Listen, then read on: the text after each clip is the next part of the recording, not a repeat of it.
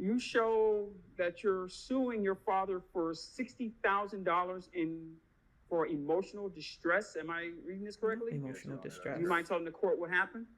Oh, it's a long story, but pretty much. I need you to speak up just a little bit, sir. Okay.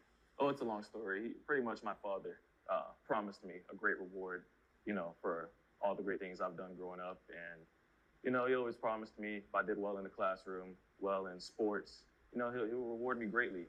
And now that the time is here, I'm of age. He's not keeping his How promise. old are you now, sir? I just turned 21, December 21. 17th. Okay. Yes, Your Honor. And my birthday and Christmas happen to be kind of close together. So usually years in the past, I would get a gift for both my birthday and Christmas. But as of recent, he's got a pay raise, and with that comes greater rewards as he's I'm promised spending me. his father's money. And as for my birthday, 21, turning 21 is a big deal. And I asked for a luxury car, a Lamborghini. I'm sorry, you asked for what now? A luxury car? Yeah, I'm sorry, luxury what? car. For your birthday? Yes, Your Honor. Okay. What type of luxury car are we talking about? Anything from a Porsche, Lamborghini, Ferrari. I have standards, and it's important to have Standards with no standards in life. money. And what he gifted me wasn't any of those.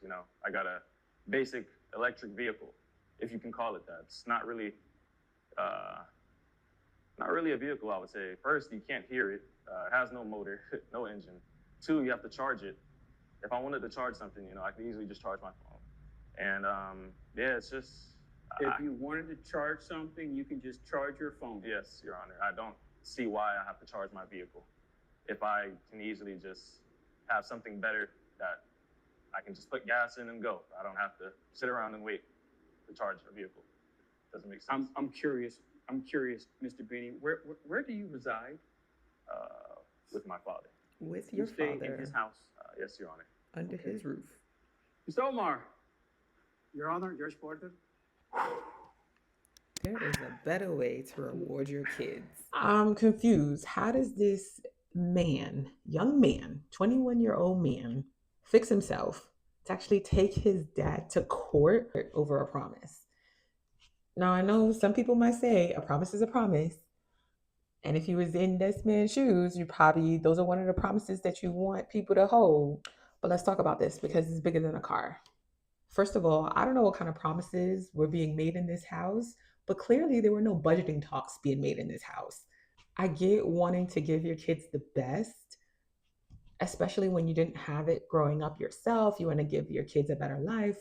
We want to say yes to all the things that our kids ask us for because we know when we were growing up, our parents said no.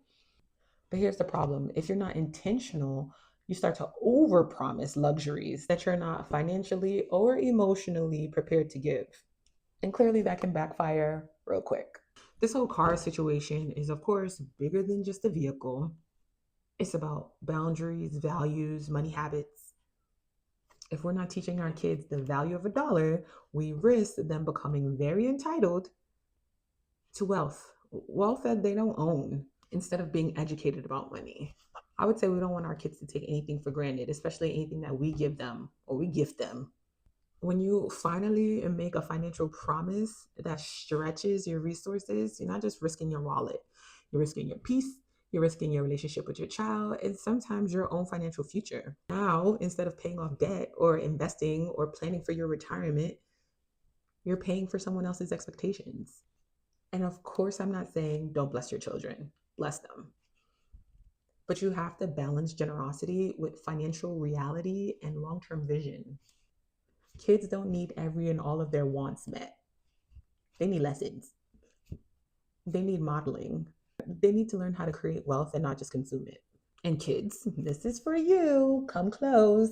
If you're over 18 and you're still looking for that car someone promised you when you were 12, I'm going to say this with love, all the love in the world. It's time to let that go and get it on your own because we grow now. At the end of the day, don't spoil your kids with things that will hurt you financially or hurt them emotionally. Boundaries are love. Financial wisdom is love. And if you want to build generational wealth, start by not crippling the next generation with unrealistic expectations. So what do y'all think? Was dad wrong for not getting the car? Was the son out of pocket for taking him to court? Were they both wrong? Let's talk about it in the comments.